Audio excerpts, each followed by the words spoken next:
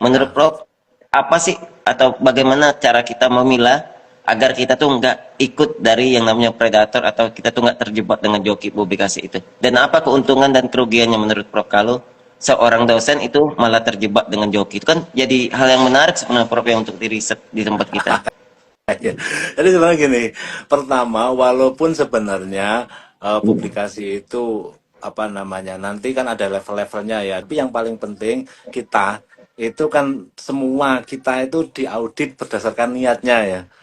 Jadi kan semua amal ibadah kita itu bahkan diaudit, Iya. ditanyakan ke niatnya. Nah, publikasi itu sendiri memang harus niatnya harus benar dulu. Karena kalau niatnya itu benar, nanti kita akan ditunjukkan jalan ke apa namanya proses-proses yang benar. Jadi niatnya kalau saya itu adalah amal akademik dulu. Kita ingin publikasi dengan harapan nanti dari publikasi kita, gagasan kita itu bisa memberikan pencerahan lah walaupun kecil di dalam ekosistem perkembangan ilmu pengetahuan. Nah, kalau niatnya sudah benar, nanti kita baru tahu.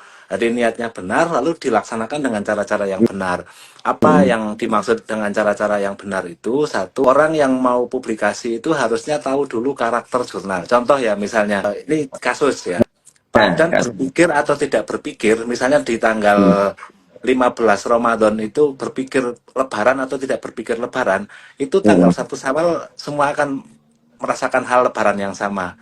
Tapi coba misalnya kita Pak Dan berdua ingin naik ke puncak Semeru atau ke puncak Rinjani.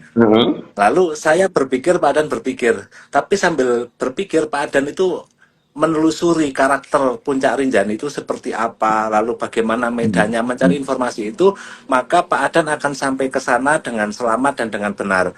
Nah, sedangkan saya yang hanya berpikir ingin ke Rinjani saja, itu puluhan tahun tidak akan sampai. Akhirnya kemudian ada yang ngajak, sudah, tidak usah capek-capek ke Rinjani, ikut saya naik helikopter misalnya. Nah, itulah kemungkinan orang-orang terjebak karena sebenarnya dia ingin punya publikasi yang bagus tetapi tidak berupaya mencari itu. Nah, sedangkan teman-teman yang berupaya untuk mencari karakteristik jurnal yang bagus lalu mencobanya, mereka akan mengalami proses ya. Anggap saja kalau misalnya di reject itu kalau kita naik gunung ya kena batu, berdarah dan seterusnya. Nah, itu proses ke sana. Mungkin gitu ya.